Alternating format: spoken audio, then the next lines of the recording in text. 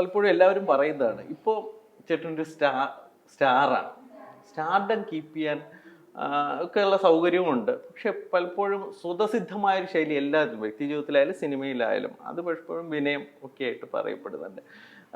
എന്തുകൊണ്ട് അങ്ങനെ സ്വയം തീരുമാനിക്കുന്നതാണോ അങ്ങനെ ആകരുത് എന്ന് പലരെയും കണ്ടിട്ടുണ്ടല്ലോ? നമ്മൾ അങ്ങനെ വിചാരിച്ച് നിർത്താൻ പറ്റുന്നതല്ല സ്റ്റാർഡം എന്ന് പറയുന്നത്. എൻ്റെ ഒരു അനുഭവത്തിൽ സിനിമ കിട്ടിയാൽ, സിനിമ മനസ്സിൽ പ്രതിഷ്ഠിക്കാൻ പറ്റിയാൽ ഏതൊരു നടനെയോ നടിയോ നിലനിർത്തുന്ന ഒരു പ്രധാന ഘടകം അതാണ്. അല്ലാതെ നമ്മൾ കൊട്ടിക്കൊഴിച്ചുകൊണ്ട് ഇവരോട് പാടുപെട്ടാലും ഒന്നോ രണ്ടോ സിനിമ അടുപ്പിച്ച് പൊളിഞ്ഞാൽ അതങ്ങ് പോകും. പഠനത്തിനായില്ലെങ്കിൽ ആരുമില്ല. എഴുത്തുകാരനായാലും സംവിധായകനായാലും നല്ല സംവിധായകൻ ഉണ്ടെങ്കിൽ അത് സംഭവിക്കും. അപ്പോൾ അത് ജനങ്ങളുടെ മനസ്സിൽ ഇങ്ങനെ പ്രത്യേക രീതിയിലൊന്നും അടയാളപ്പെടുത്താൻ പറ്റില്ലല്ലോ. അവരുടെ കള്ളത്തരമൊന്നും നടക്കില്ല. അഭിനയത്തിൽ ഭയങ്കരമായ മാറ്റങ്ങൾ വന്നിട്ടില്ല. പഴയ ഒരു നടനം തിരിഞ്ഞു നോക്കുമ്പോഴോ പഴയ ഇന്ദ്രൻ ചേട്ടനും തിരിഞ്ഞു എനിക്ക് അഭിമാനം തന്നെ തോന്നുന്നു. അത്ര കുഞ്ഞു കുഞ്ഞു സംഭവങ്ങളൊക്കെ ചെയ്ത് എനിക്കൊരു ധൈര്യം തന്നതല്ലേ. അങ്ങനെ ഒരു പല സിറ്റുവേഷനിലും അന്ന് വലിയ വലിയ നടന്മാരുടെയൊക്കെ കൂടെ, നല്ല മുതിർന്നവരുടെയൊക്കെ കൂടെ നിന്ന് അതൊക്കെ ചെയ്യാൻ പറ്റി. നല്ല സംവിധായകരുടെ കൂടെ ആയിരുന്നു, നല്ല കൂട്ടുകാരുടെ കൂടെ ആയിരുന്നു കൂടിയിരുന്നതെന്നാണ് തോന്നുന്നത്. അതുകൊണ്ടാണ് എനിക്ക് എന്നെ പിടിച്ച് ഇങ്ങനെ ഇപ്പോൾ വരുന്നവരുടെയും കയ്യിൽ ഏതോ ഒരു കുരുത്തം കൊണ്ട് ചെന്ന് പറ്റുന്നതൊക്കെ നല്ല കൂട്ടുകെട്ടില്ല. അതുകൊണ്ട് എൻ്റെ ക്യാരക്ടറും ആ സിനിമയും നന്നാവും. സിനിമ നന്നാവുമ്പോഴേ നമ്മുടെ ക്യാരക്ടറും ശ്രദ്ധിക്കപ്പെടുകയുള്ളൂ. അങ്ങനെ വന്നു സംഭവിക്കുന്നു. ഇപ്പോൾ കഴിയുന്നതും വലിയ സിനിമകളുടെ ഭാഗമാകാനാണോ ആഗ്രഹിക്കുന്നത്, അതോ കഴിയുന്നതും ഈ ഒറ്റയ്ക്ക് കേന്ദ്ര കഥാപാത്രങ്ങളാകുന്ന സിനിമകളാണോ താല്പര്യം? അങ്ങനെയുണ്ടോ? നോക്കാറില്ല. വിളിക്കുന്നിടത്തൊക്കെ പറ്റുന്ന പോലെ. വലിയ കളിയാണ്, തീരെ അപകടമൊന്നും വേണ്ട, പതുക്കെ പിടികൊടുക്കാണ്ട് നിൽക്കണം. അത് കുഴപ്പമാണ്, എല്ലാവർക്കും കുഴപ്പമാവും. ആണോ? ചിലപ്പോൾ വലിയ അത്രയും നന്നല്ലാത്ത ഒരു കഥയോ അതിലൊരു വലിയ കഥാപാത്രമോ എന്നെക്കൊണ്ട് താങ്ങാത്തതൊക്കെ ആയിട്ട് വരുമല്ലോ. അപ്പം നമുക്ക് തന്നെ അറിയാമോ അത് എൻ്റെ ശാരീരിക അവസ്ഥയ്ക്കോ ഒന്നും ചേരുന്നതല്ലാന്ന് തോന്നുന്നത് ഒഴിവാക്കാറുണ്ട്. ഇപ്പം ലൂസിഫർ, എമ്പുരാൻ, അത് കഴിഞ്ഞിപ്പോൾ മൂന്നാമത്തേൽ എന്തിനായിട്ട് ഉണ്ടാവുമെന്ന് പലരും ചോദിക്കുന്നുണ്ട്. ഇനി വരാൻ പോകുന്ന ഒരു വലിയ സിനിമകൾ ഏതൊക്കെയാണ് സിനിമകൾ? ഖലീഫയുണ്ട് ഓണത്തിന്. ഖലീഫയാണ്. ഇനി ഇറങ്ങാനുള്ള സിനിമകൾ ഒത്തിരി ഉണ്ട് ചെയ്ത് തീർത്തത്.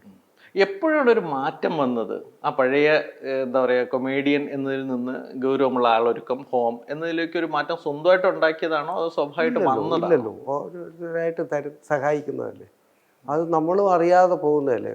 ഒരുപാട് കൊല്ലത്തിന് ശേഷമല്ലേ ഇപ്പം എനിക്കിങ്ങനെ പറ്റിയത്. എനിക്ക് എൻ്റെ ശരീരത്തിന് വലിയ കാര്യമായ മാറ്റമൊന്നും വന്നിട്ടില്ലെങ്കിലും ചെറിയ മാറ്റവും ശബ്ദത്തിൻ്റെ മാറ്റവും ഒക്കെ വന്നിട്ടുണ്ട്.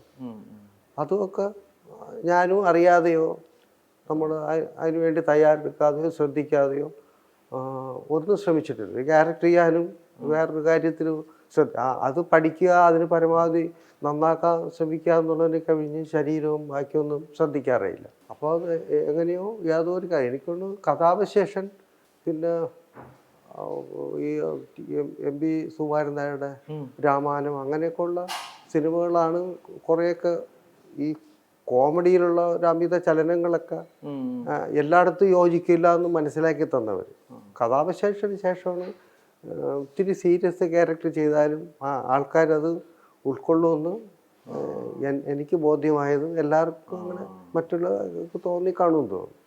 അതിനുശേഷം കുറച്ച് സീരിയസ് ആയിട്ടുള്ള ക്യാരക്ടറുകൾ ചെയ്യാൻ എനിക്കൊരു ധൈര്യം തോന്നി തുടങ്ങി. പക്ഷെ ഇപ്പം രണ്ടും നന്നായി വഴങ്ങുന്നുണ്ടല്ലോ. ആടിലൊക്കെ വീണ്ടും പഴയതുപോലെ കോമഡി എപ്പോഴും നമ്മളിലുണ്ട്, കിടക്കുന്നുണ്ട്, ഇഷ്ടവും അത് തന്നെയാണ്. അതുകൊണ്ട് അത് പക്ഷെ അതിനുള്ള കളമില്ലെന്നേ ഉള്ളൂ. അങ്ങനെ കയറി നിൽക്കാൻ ആ പണ്ടത്തെ പോലത്തെ സിറ്റുവേഷൻ ഒന്നും ഉണ്ടാവുന്നില്ല. ഇന്ന് ഉണ്ടാക്കിയാൽ പോലും അവർ പുതിയ രീതിയിലാണ് ട്രീറ്റ് ചെയ്യുന്നത്. അപ്പം അത് രണ്ടും കൂടെ ചേരുമില്ല. അവർ പഴയ സിനിമ ഇപ്പോഴും കോമഡിയൊക്കെ ആസ്വദിക്കുന്നവർ തന്നെ നമുക്കതുപോലെ ചെയ്യണമെന്ന് വന്നാൽ അവർ മേക്കിങ്ങിലും പാടും. അവർക്ക് അത് ആ ക്ഷമയുണ്ടാവില്ല. അതുപോലൊരു ഷോട്ട് ഇത്തിരി ദൈർഘ്യം കൂടിയൊരു ഷോട്ട് എടുക്കലോ അതല്ല പറ്റില്ല. അവരതിനെ പിന്നെയും എഡിറ്റ് ചെയ്ത് മുറിച്ച് അപ്പം അതിൻ്റെ ഒരു സ്വാഭാവികത പോകും. ഈ എനിക്കൊന്ന് ഡയറക്ഷൻ രീതിയൊക്കെ മാറി അല്ലേ? പഴയത് 90 തുടങ്ങിയതിനേക്കാൾ രീതി മാറിയോ? തലമുറയുടെ മാറ്റം എല്ലാ രീതിയിലും മാറിയിട്ടുണ്ട്. അവരുടെ ചിന്തകളും. ആരോടൊപ്പം ഏത് ജനറേഷനോടൊപ്പം നിൽക്കാനാണ് അഭിനയം കൂടുതൽ താല്പര്യമായിട്ട് തോന്നാറുള്ളത്? അതങ്ങനെ ശ്രമിച്ചിട്ടല്ല, നമ്മൾ നിരന്തരമായിട്ട് ഇതിൻ്റെ ഭാഗമായിട്ട് അങ്ങനെ ചേരുമ്പോഴത്തേക്ക് നമ്മൾ അങ്ങനെ ഇദ്ദേഹം സന്തോഷി പറഞ്ഞ പോലെ തിരിഞ്ഞു നോക്കിയിട്ടില്ല. അങ്ങനെ എനിക്കത് ഇഷ്ടപ്പെട്ടാകുന്നില്ല. നമ്മൾ അവരുടെ പ്രവൃത്തി ഇഷ്ടപ്പെട്ടിട്ട് ഇങ്ങനെ നമ്മൾ അവരെന്താ ചെയ്യുന്നതെന്ന് ശ്രദ്ധിക്കൂലേ, അങ്ങനെ അങ്ങനെ അങ്ങനെ അങ്ങനെ നമ്മൾ അവരുടെ കൂടെ. മേക്കപ്പ്, വോയിസ് മോഡുലേഷൻ അതൊക്കെ കുറച്ചുകൂടെ മാറി ഭയങ്കരമായിട്ട് ഇമ്പ്രൂവ് ചെയ്തു അല്ലേ? അങ്ങനെ സ്വന്തസിദ്ധമായി മാറ്റി തന്നെ എടുത്തു അതൊക്കെ. ഓക്കെ, അതൊക്കെ ഗുണം ചെയ്തു.